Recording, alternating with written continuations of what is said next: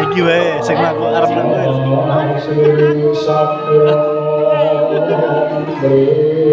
Apa elek Ji? Hah?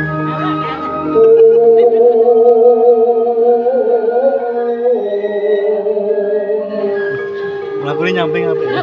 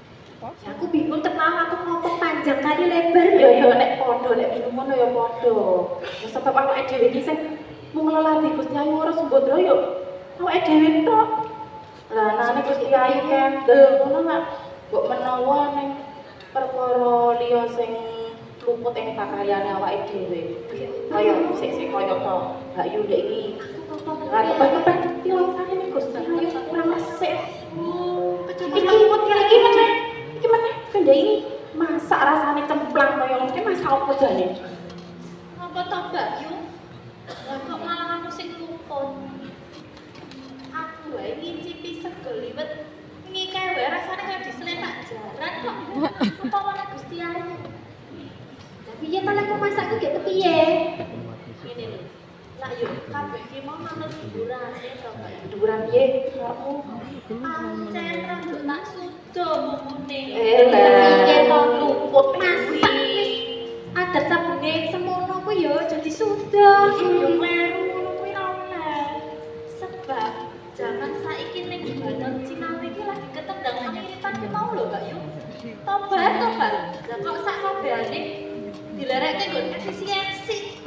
Walah, efisiensi barang apa? Ning lho aja ngono to, Di. Kuwi lho, senadyan diirit-irit gawe saka dhuwur ki, ning awak dhewe yo kudu budidaya. Carane yo ngene iso ki awak dhewe tombok malah apa. Nah, kuwi bener ben awak dhewe umban ngono lho. Wingi tak tekati ngedol apa? Ngedol jaranku. Lho, jaran sawah. Omah. Jaran ki mbok dol. Sawahmu mbok dol. Sik to. Jaran aku duwe 5, aku sik sik. Lah saiki duwe jaran iki duwe sawah, wis dol kabeh. Tapi bondo tunjumu oke lho. Terus apa kowe iki dadak kemban iki niki iki jenenge pengabdi. Pengabdi ngono kuwi tulus. Tulus piye? Tulus piye sing arep? Piye? Sing bener iki ngono kuwi. Iso ora nguciwani Gustine. Iya, pancen bener. Pancen. Dadi yen pancen ngono kuwi ki kleru di. Wis.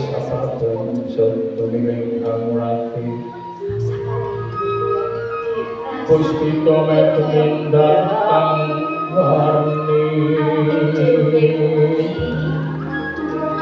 kepiye sak tenane dawe Gusti Ayu iki kepiye? Yo to? Coba ditekoki sik. Ada sik. Sik tekoki sik Gusti Ayu ki arep mangan ning opo ngono lho yo. Yo, wis tak tekoki sik. Rambutnya apik tapi Korban kabeh.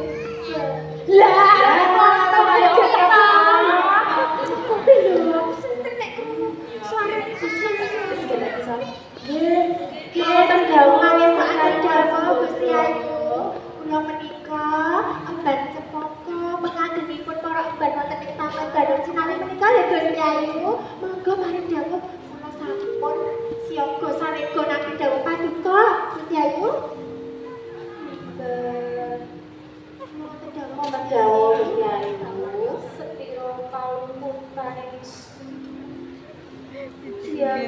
paksa bayangin aja kemudian. boten wonten pandipun Gusti Ayu boten wonten Gusti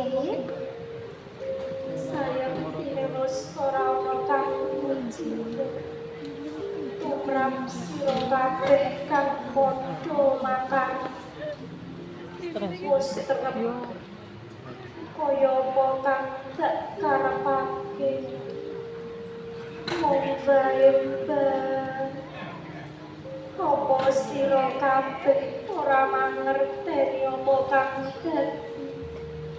dadi penggalih ingsun. Terus pundi to Gusti Ayu? Penggalih tak wis telung candra kalungguhane Chandra itu berapa hari? Kanjeng Paranaren Suno saka praja tanpa kepoyan. Lah. Woi, ditakoni ngaget-ngaget tok aja. Kaya kowe bojomu melane. Nek wis lunga ta? Luwes saka telung candra lho, telung sasi. Kuwi bener. Nek bojomu kelak ya keton babon liyane. Masa kok iso ketok babon liyane anggonmu lelaki karo bojomu ki gak kepiye? Nggih, wonten dawuh Gusti Ayu. Kandak rasa ora kaya mangkung. Kanjeng parane kumau satriyane praja. Kancamu sih. ora bakal sing larang jejere kau Kancamu bocah wayang ora semaput iki. amung bae samar penggali reksa yen to kanjeng Paranarjuna mang ana ing papan kono nemu beda awit saka iku mbal Mana solusi bingung kan? mongso borong taman Banon Cinawi sak isin wis ora srangka penggali aku bakal pati papan duwe kanjeng Paranarjuna Kejap Gusti Ayu. yen to Gusti Ayu Piyen to Gusti Ayu badhe tidak turuti. Aduh kok iso. Menawi badhe nilaraken taman Banon Cinawi menika nanging menawi ingkang rukun duka kalian para obat terus pundi lho Gusti? Kok kula aturi to Gusti. Sabar sampai penggali paduka Gusti Ayu. ora lan sadane ora ono liyo yen neng lalengan yo kanjeng Paranarjuna Gelaras Gusti, nanging boten kedah, dilaraken.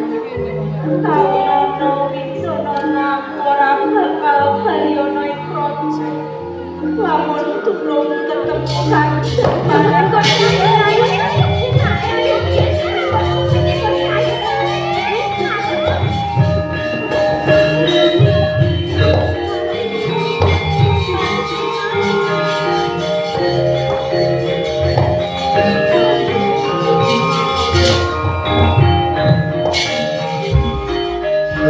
Kabeh bersang kabirangu renang kula pet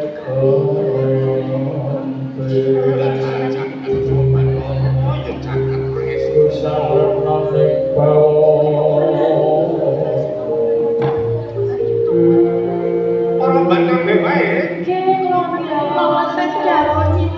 Aku saka Joko Gapura kok padha pating jerit kok ngopo? Ngono kedadian opo, Mbak? Lho. Wis salah apa ngono lho?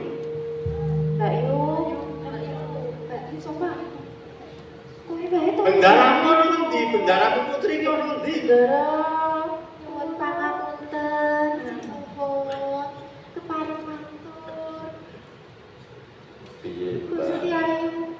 Gusti Ayu ora sembodra menika nilaraken taman Banon Cinawi badhe pati kanjeng Paranarjuna mekaten lho Gusti. Lah dalam jagat yo Bathara nyatasi aku kalawan Yayi Harjuna. Bakal bali Banon Cinawi kepengin ketemu Sembodra kok iki malah Sembodra lunga goleki kowe. Iki jenenge Trusupen Yayi.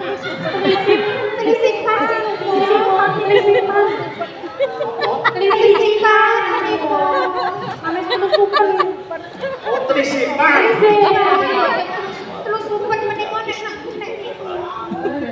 Piye Yayi? Awit sampun kapang raosing manah kula menawi boten pinanggih kalian Yai Wara Sembodra Iki saka luputku lho Yayi. Ing atase si Adi ki lunga suwe banget dadi adikku ki ya ora sranta goleki ngono. Kowe lah jagat ki Bathara. Banjur goleki ana ngendi ki mau? Koko Prabu Kepiye Yayi Harjuna? raosing manah kula kados linolosan menawi boten pinanggih kalian Yai Sembodra wanjeng menika. Pramila Koko Prabu badhe kula pati saparan-paran ngantos saged pinanggih kalian Yai.